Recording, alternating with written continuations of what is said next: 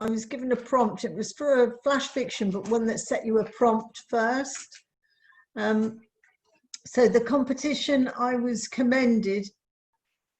Anyway, here the word was patriarchy, and you could either use the word or describe what you thought was patriarchy, as long as it was somewhere in there. So this is a bit darker than yours, Marjorie. He asked my dad to take my hand. It rankled and rubbed like a silver thread of glitter down my pajama leg. If only I had a little more knowledge, a trickle of gumption back then. I placed on a proverbial pedestal from the moment his back was slapped. His hand was clasped and pumped as if water would spurt from his armpit. I wanted small, they wanted big. Big dress, big venue, big cost, big money. My power diminished on the back of the question. Tradition, darling, nothing more. Nothing more sinister. Things hiding behind words. No, no, no, my mother soothed, in answer to my fears.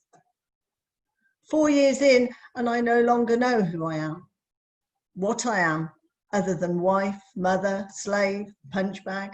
I feel my fallopian tube shrivel with each strike. My womb recoils. It will dry up like a walnut. The food is too hot, too salty, too early, too late. Another swept remnant on the floor, another plate, another kick, another shard breaks. Mum and Dad stopped coming when the air became sour and the conversation ceased. Uncomfortable visits with glares from behind snatched pages of the weekend broadsheet. I'm separate, invisible to all but my children. My pedestal sits empty. My ribs are sore. Another kicking, another night on the floor. He drinks to forget until his gut turns sour and he can no longer leave the call of the pub. My children have learnt that secrets are right, so they keep them, locked away, where only the power of sleep releases them and tears are shed in their beds at night.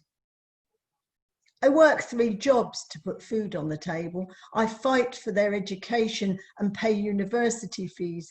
I teach them, unbeknown, how not to be me. Our home is tied to his job, so my place is to keep a roof over our heads, to scrape him up, to get him fed, to force him up for work. Alcohol is to blame. He doesn't mean to do it. It's the stress. It's the job, he explains. You wouldn't leave a sick man.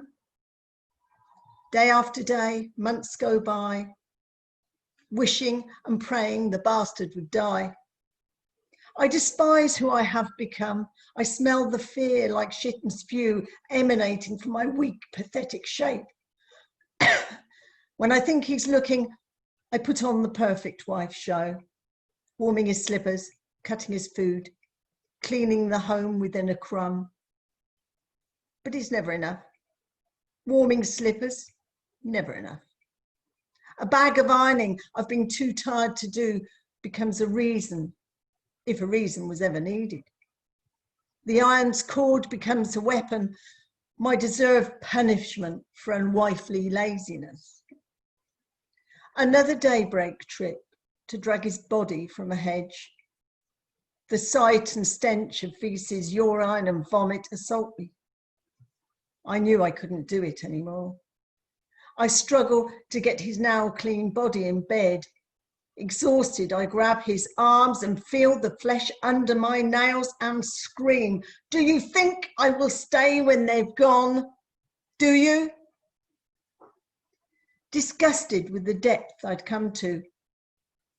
Lost and spent. At long last, the straw had done its job. My back was broken, along with my spirit. The next morning, I packed my life in 2 black bin bags. I filled an ottoman. It was one he hated.